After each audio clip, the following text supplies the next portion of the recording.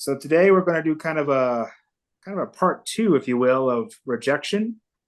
Might be a shorter episode, which is just fine. But last time we talked about, how to handle rejection, how to kind of come back from it, how to, mentally stay in the game and just keep on going or focus on what you got to do. But now we're going to talk about how to the other side of that. If you have to be the one rejecting somebody else. And again, we like to focus not just on men or women, just everybody in general. So it's kind of both sides, but we I mean I bet we've all been on both sides of it. I certainly have. And neither one is fun, that's for sure. It's, I mean, I would say being rejected is definitely worse than rejecting, but it's not by much. Daniel, what experience do you have with rejecting, people just in general? Yeah. Yeah, no, you just made me think of something that happens to everybody, right? Yeah. Especially, what comes to mind is, back a few years ago, I realized that the place I was working at, my boss would never fire people himself. He would Oh, always have his assistant do the dirty job. And so going back to what you said, nobody likes rejecting or in my manager's case, firing people, right? mhm. So it's not a fun place to be at, but it's necessary, especially if the people that you're firing or rejecting are not adding up to your life. So you gotta look around and figure out what people are there to bring value into your life, and vice versa, of course, right? Because it's reciprocal. Of course. But if there is people in your life that are not doing that and are just being distracting, then what are they doing in their life, in your life? I mean, you should just get rid of them. And it sounds hard, it sounds harsh, but that's how it's supposed to be. Because otherwise, these people are going to keep on taking away your energy. They're keep on feeding from you and being a burden. So it's your job to fire them. It's your job to kick them out, kick them to the curb, because nobody else is gonna do it for you, right? So again, it sounds heartless, right? It sounds hard, but it's necessary if you want to make progress, if you want to level up, if you want to improve yourself. Yeah. So yeah, that's rejection for me these days.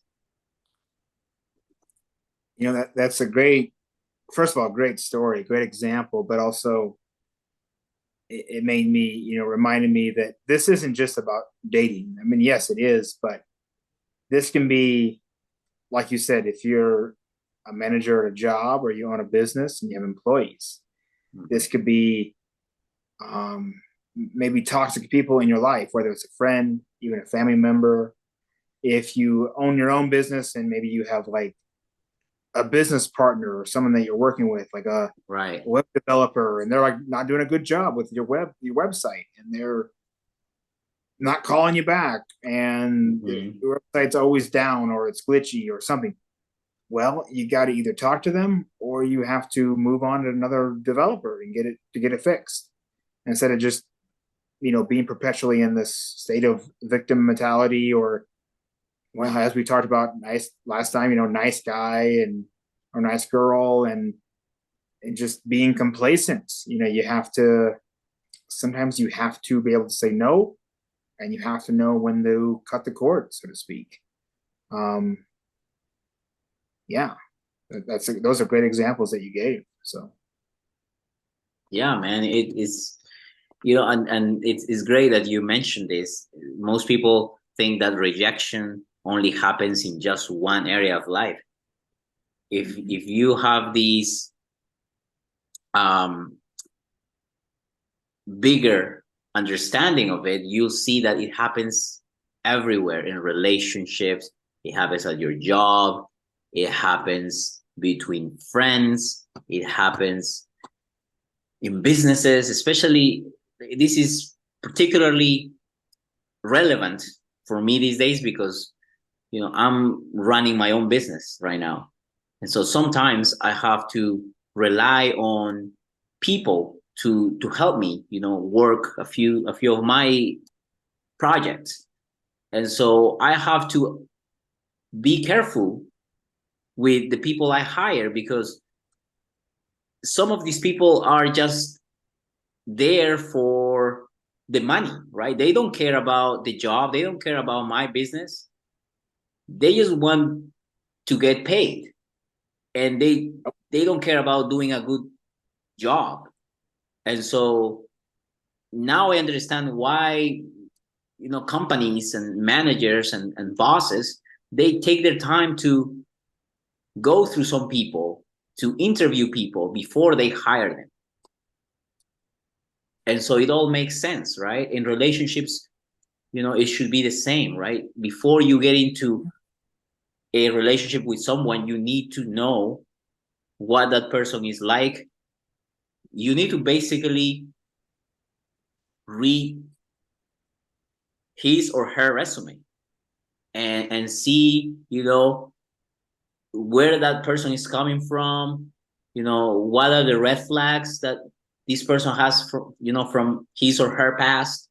All these things are important, and it's your job to qualify these people. And so you gotta be careful. That's just how it is. That's just the way it is. And in the past, I used to feel kind of bad when I would reject somebody, right? But I know how necessary it is now. But it's been years before I could see that, and so it's taken some time. But now I know better, and so if you are the one that is about to reject somebody or to fire somebody, like we've talked about in this episode, then don't feel bad about it, because I'm sure that you're even thinking or entertaining this idea because that person is not contributing anything, is not being helpful enough for you to be like, okay, no, I want I want this person in my life. And if you're even considering it, is there is something wrong with this person, and I'm pretty sure that you should definitely get rid of this person, because again, if you're even entertaining this thought, there is something to it, and so you need to take action right away. Yeah, you have to look at the overall picture. How much are they taking, and how much are they providing or giving? And overall, if they're providing more or giving more, then you're fine. Should be fine. But if they're taking more than they're giving, then yeah, you have to either have a talk or just let them go. Cut that cord. Like I said, when you were talking, it made me think of a kind of a current situation I'm in right now. Not a big deal, but I'm currently I'm in the market right now for a photographer. And I've been like kind of have it kind of narrowed down to a couple, but I've been emailing with one of them, and they're very inconsistent with their emails and like their just response rate. Like it could be one day or it could be 5 days. And we were actually supposed to have like a quick phone consult last night. And this person didn't even reach out, didn't call me, didn't text me, didn't email me at all. And so I don't think this is the person I want to give my money to, no matter how much no matter how much it is, because they're obviously not reliable. So thank you, next, try again, I guess, or next person. So I don't think I'll be using their services, but that's fine. luckily I didn't get burned and like paid them money and then got left at the altar, so to speak. So I'm kind of glad this happened now instead of later. So this is a good example of just learning how to say no and reject when necessary. So now in this case, I guess I don't have to really do much. I guess I can just not reach back out, and that's fine. Or if they do reach out to me, I'll have to kind of, I'll have to basically call them out and be like, listen, this is what I expect. If you can't meet that, then it's too bad, so sad. Mhm. Or I'll just tell them, hey, it's not working out. This is not what I'm looking for, or whatever it is. Now, when it comes, let's just focus now on more on dating, because this is really what this podcast is about: is dating, relationships, and whatnot. That's our main focus, I believe.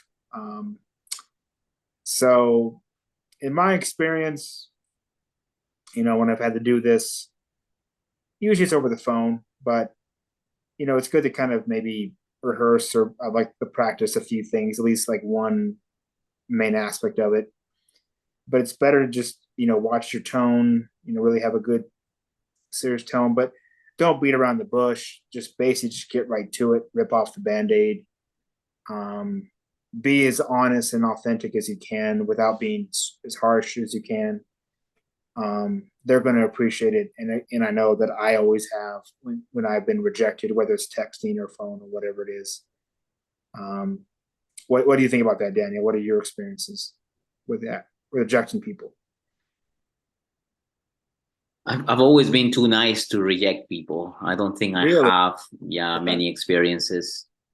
Okay. Um, That's well. Thank. but especially in relationships, because I was Yeah. always the one trying to accommodate everything and try to be extremely nice to these people, even though sometimes they didn't deserve it.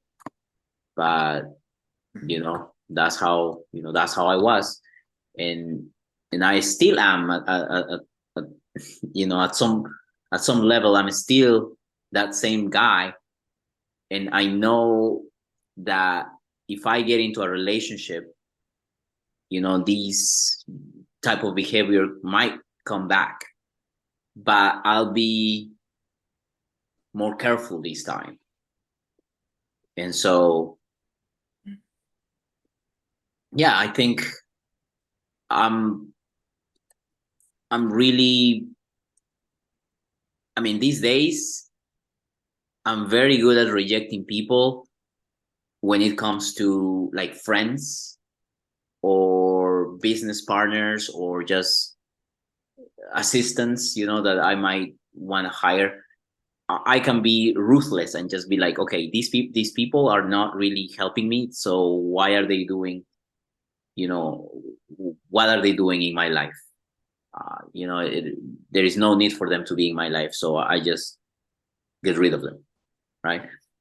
But like you said, we're making this podcast about relationships, so right now I'm not dating anyone, so I don't really have the need to reject somebody per se. But I know I'll do better if I happen to find someone. Well, thanks for all of that and just being open and honest. And that's also what this whole podcast is about: just being open, honest, authentic, vulnerable, and all those things. Um, that's a trait of the nice guy, nice gal syndrome, is being too nice. You either don't end it at all, or you wait way too long to end it, or you do it so poorly that maybe it's confusing or not clear, or you just get right back together because, oh, I hurt you, okay, let's keep dating or something. I don't know. Mm-hmm. I've never done that, but I have done the thing where I've stayed in relationships longer than I probably should have. That's classic bad dating, or just nice person behavior. So earlier this year, I was seeing a woman, and we like each other, and it'd been like a month and a half, 2 months, but I just knew that it wasn't a good long-term option, and I didn't want to waste my time or her time. And it was going to get harder and harder the longer we went. So I had to I thought about it for a good 24, 48 hours, make sure that was the right move. But I had to, man up, so to speak, or woman up and, give her a call and just got right to the point. We ended up having a great conversation. We talked for like 20, 30 minutes because we weren't like super, super serious yet, of course. We were just still kind of getting to know each other and dating. And she's a really good person. And so it was very amicable. We're actually still friends today. We still, we'll talk here and there, but um, it was, I felt bad at the time, but I felt so much better in the end afterwards because I know it was the right move. No regrets. And she understood. And it was just, it was good. They say honesty is the best policy. Well, there's a reason that's the saying because it is, for the most part. I can't think of too many exceptions, but it does pay to be honest. In the end, it could be hard, but it's better than trying to lie and cheat and deceive because that usually blows up in your face. And look at Watergate for example. The cover up is worse than the crime. So yeah, Yeah. think about that, man. Yeah. So, like I said, these days I know better. So I know that the next relationship I have is gonna be much more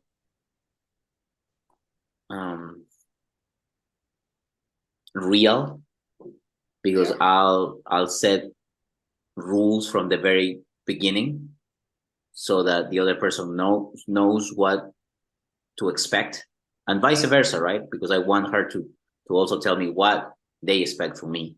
So Yeah. I think as long as you have those rules and boundaries clear, then rejection is not really a possibility.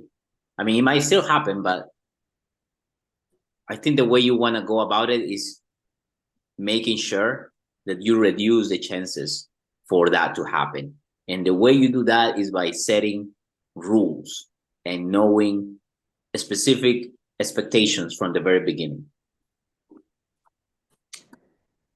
Yeah. And yeah, that's all. Yeah. Having rules, it all comes down to communication, right? Communication.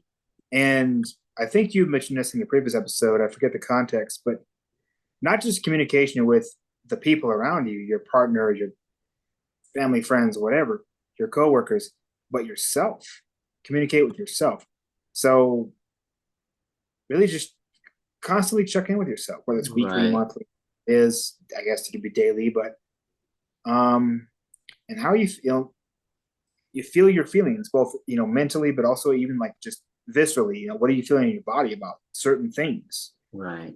Um, and I want to do this at some point, but I want to keep like a track of my gut feelings and like how often they're accurate because I feel like my gut is maybe not 100%. It's probably not 100% right, but it's probably pretty high up there.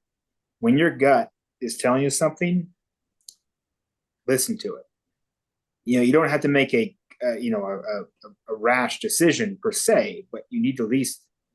It's like the check engine light on your car. It's telling you something's up.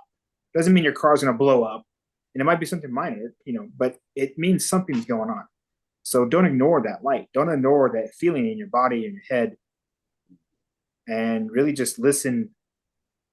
And if you need to get advice, talk to people that you trust. Talk to a therapist, whatever it is, a rabbi or whatever it might be. And really just do that introspection. Meditation, especially like meditation or like going on like a nature walk or hike or taking a nap or just really being in quiet, listening to good music. Like all these things can make you really focus more. And usually, in my case, usually something will come to you eventually. Like it might not come right away, but if you give it like some space to grow and whatever, it'll come to you. And then you can that'll make your decision easier and more clear. And then you got to take the action of if it is rejection, like we said earlier, just it's best to just kind of be honest, clear, and to the point. And that's the best way to kind of just reject people. So That's the best policy. Yes. And I Mhm. really like how you went really deep into, you know, where it all comes from, right? It's Yes, knowing thyself, right? Know what you beautiful. like, the boundaries that you're willing to accept. If you don't know any of these things, then of course people are gonna violate them, Yep. and you will be forced to be rejecting them more. But ironically, you wouldn't be able to because you don't know why they are behaving that way anyway. So it all Yeah. starts from what Shane mentioned, know yourself, know thyself. And a couple things there. If someone violates a boundary, yeah, it's partly their fault, but it's also partially your fault for letting Oh them my God. violate it Yes. and not mentioning it. So Yeah. you gotta, you just gotta be true to yourself. So Yeah. I read somewhere it's something like nobody's gonna do to you what you are not willing to accept. I think it's something along those lines. So they are like things that people do to you is because you are letting them. You know, if they are being disrespectful towards you, is because you allowed it. And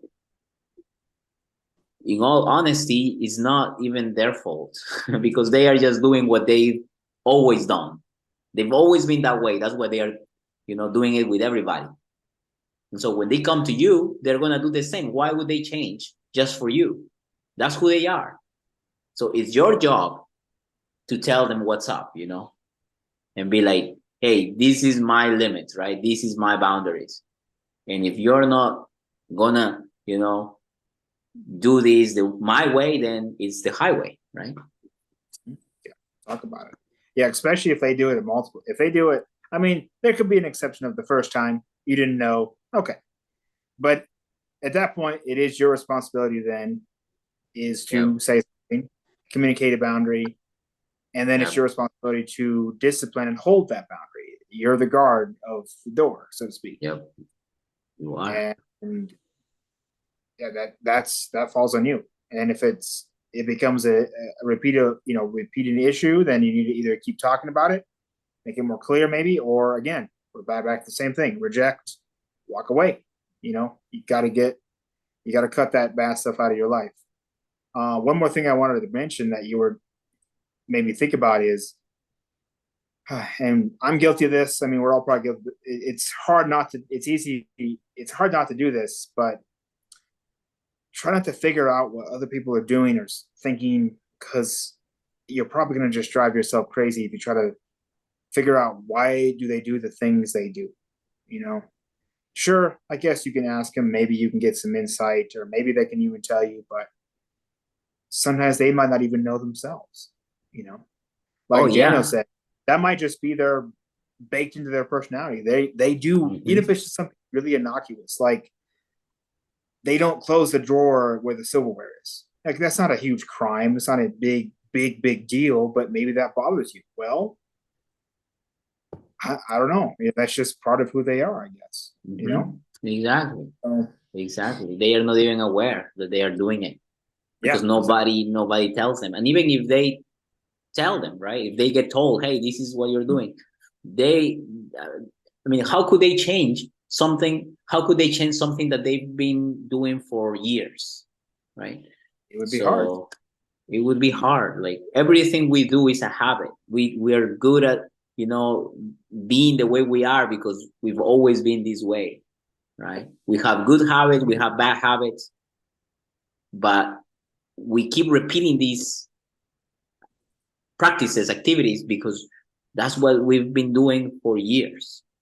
And so that's why it's really hard to change our habits and incorporate new ones. And so I think self awareness and, like Shane mentioned, knowing yourself, really being introspective, and starting there, I think is crucial for starting to become better at setting boundaries and being able to reject people, because rejection now that I think about it, is paramount, right? Rejection is necessary, Yes. whether people like it or not. So that's my 50 cents on it. Yeah, you're right. Rejection is, like it or love it or hate it, Yes. it's a part of life. Yep. We've all had it, and we're gonna have more of it on both sides. Rejecting and being rejected. So, um, So yeah, don't think about it as something negative, right? If rejection is happening in your life right now, that's just, you know, life telling you, hey, you know, this is what you came here for. This is what it, you know, this is the fee for being alive, right? You gotta pay. You gotta pay up, and you, that doesn't mean that you're out of the game. No, you just keep playing. And just like you have rejections or you are rejecting, you know, you will have wins and success and the opposite of rejection. You're gonna have both in life. And so just keep playing. you just made me think of one more thing, and I don't want to get super cheesy here or anything, but it's all how you spin it. So you can actually say that, well, rejection is bad, right? It's a bad word. It's negative connotation, and yeah, to a point, it is. But when you think about it, it's actually a good thing, and it doesn't matter which end you're on. Because let's look at this from both angles. Let's say you're talking to your crush or a person you like. You've been on a few dates, whatever it might be, and they reject you. Now let's just assume that they're honest and that they're not a jerk about it or something. Think about it. They're saving you a lot of time. They're saving you more heartache, more trouble, Yeah. more drama, all these things. They're not the right person for you, and they're saying, "Hey, this just isn't a good match. It's not, it's just I don't want to waste my time or your time." They're doing you. They're really doing you a favor. They honestly are. They are. They are. And if you have to, like me with this photographer, for example, or it's any kind of, this obviously isn't a good match for me. This person is not going to probably be fulfilling what I need in a photographer. So I'm saving myself either a bad experience and headache and frustration and stress and wasting money. So it's a good thing, right? It's a So good thing. Yes. kind of think about, it's just rejection is just, it's almost like, not to get a little dark here, but like death is just part of life. Rejection is part of life. Change Yeah. is part of it. And so just getting better at being rejected and rejecting, it's just a life, it's like another life skill. Yes, That we sir. all and we all most of us could probably do better at it, but we luckily will have lots of practice, right? So yeah. Exactly. Exactly. As long as you keep on just learning and trying, don't stop. Just don't stop. That's it. Just keep going. That's all. And then, anyway, with rejection, I mean, you'll find the opposite of that. You'll find something that sticks. You'll find acceptance. You'll find love, and joy, happiness. Those things will come to you as well. It's, you can't have one without the other. If anything, Shane and everybody listening to this, love rejection. Seek out rejection more. Mm. Learn to love it. Learn to accept it. Learn to seek it out. And that's the game changer right there. And as a final, maybe as a final note, add on top of that, and then what I said about how it's a good thing, it's also a learning experience. You're learning. You should hopefully learn from your rejections. Right. I know some of my heartaches and failed relationships, I've learned from those. Even if it's just one thing, learn from it. And when you reject somebody else, hopefully you learn from that as well, of what not to do or what to do better, what to look for different, whatever it might be. It's all experience, it's all data that's coming in. Yeah. It's just what you do with that data. Exactly, bro. Exactly. So Yes. if you think about it, there is no losing in life. You either win or learn. We should get T-shirts or mugs that say that, huh? That's a great way to end it right there, man. I can't top that. Wow. Yeah, man. No, thank you for a good time tonight. Yeah, this was a good episode. Hope you guys found this helpful or fulfilling, and definitely leave in the comments if you have any ideas or suggestions for other episodes. We'll do them. So, all right, guys. Peace out. Good night.